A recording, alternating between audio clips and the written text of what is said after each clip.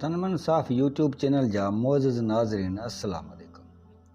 अॼु शेख सैदी जे मशहूर ज़माना किताब बोस्तान जी हिकिड़ी हिक तव्हांजे ख़िदमत में पेश करे रहिया आहियूं, जंहिंजो नालो आहे अदुल इंसाफ़ बहितरीन इबादत आहे। तारीख़ जे आगाटनि किताबनि में लिखियलु आहे त जॾहिं बादशाह ज़ंगी गुज़ारे वियो ऐं संदसि तख़्त ते उनजो पुटु तुकला बादशाह मुक़ररु थियो त हू अहिड़ो अदुल इंसाफ़ में पूरो हो जो संदसि दौरे हुकूमत में कंहिंखे बि को ॾुखु न पहुतो, कंहिं बि शिकायत न पे कई। अहिड़ो भलारो हाकुम आख़िरी उमिरि में कंहिं बुज़ुर्ग वटि वञी पहुतो।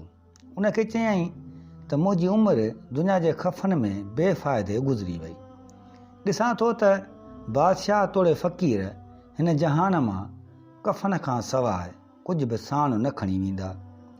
हाणे जे दिलि में ख़ुदा जो ख़ौफ़ वेठो आहे त हयातीअ लाइ छा ज़िंदगीअ जा बाक़ी ॾींहं हुकूमत खां पासीरो थी वञी ज़िक्र फ़िक्र ऐं इबादत में मशगूल थिया, लोक जा लाॻापा लाहे छॾिया।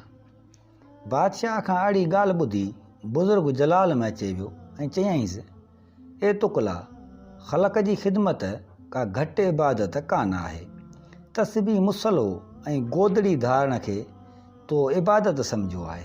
हालांकि तूं जेकॾहिं तख़्त ते वेही दरवेशनि वारा इख़लाक़ धारी कूड़ गिला ऐं आकड़ खां पाण खे बचाईं त उहा भली इबादत आहे। तरीक़त में फ़क़ीरी किरदार ऐं अमल जी दरकार आहे। अमल खां सवाइ ठलनि दावानि खे का अहमियत कान्हे।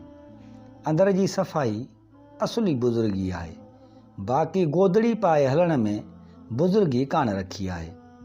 आदिल बादशाह जो अदुल इंसाफ़ करणु सभिनी इबादतुनि खां मथे आहे।